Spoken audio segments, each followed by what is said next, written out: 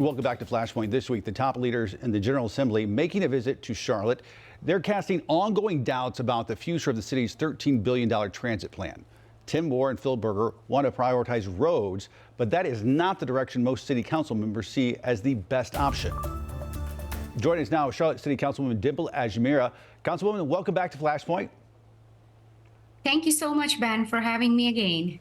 A pleasure. Leaders in the General Assembly, Republicans Phil Berger and Tim Moore back in town this past week.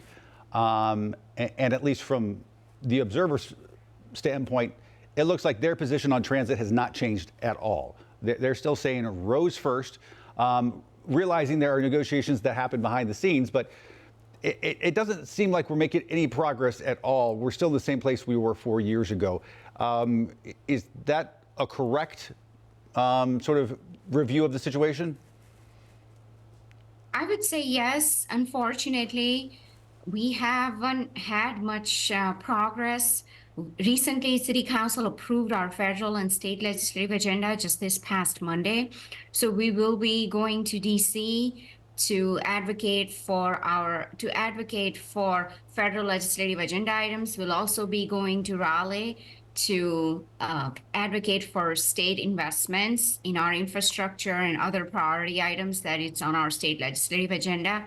But certainly, I think before we even get an approval from General Assembly, we got to make sure that we have our regional partners on board. And that's an uphill battle because there is a history, as you know, with our northern Mecklenburg towns, and we got to get them on board before we have some sort of approval, or even before we even go speak with our Speaker of the House. But I mean, they're even saying that's not even the litmus test they're using, though. They're not saying, hey, get buy-in from, everybody up in northern Mecklenburg County and Iredell counties and Union County. They're saying, Republicans in Raleigh saying, this needs to be a roads first plan. And I feel like Charlotte's plan, as y'all have talked about it, is not a roads first plan, no matter semantics of how you want to change things. It's the bulk of it goes to rail. Well, it does, because we have a combination in our plan. We have light rail, we have bus, we have roads, as well as greenways, pedestrian safety networks. So we have it all in our plan. And we just can't do roads. That's just not realistic, because as one of the fastest growing cities, we know that as we build more roads, we don't have capacity. I don't know how to widen roads like Providence and others. We have to look at other infrastructure investments like light rail, public transportation, public transit bus, and sidewalks and greenways. So it certainly feels like we are at gridlock right now. It feels like city wants something different than what state leaders are asking for, especially the ones that represent rural area.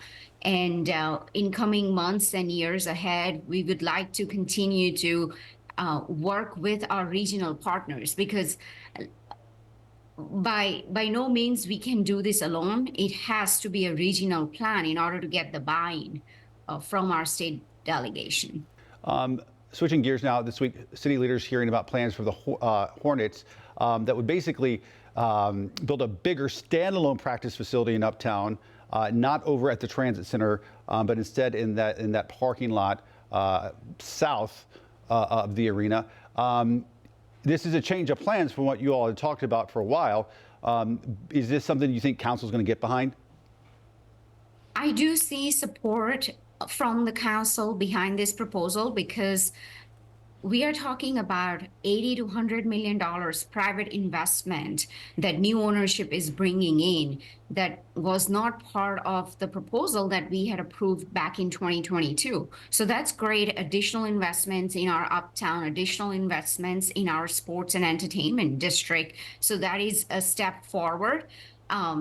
Certainly, there are details that need to be worked out over coming weeks, but I do see as this is a significant investment that will certainly help our hospitality industry in our region.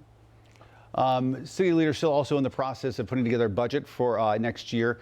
And there's a way folks can actively participate and chime in on this.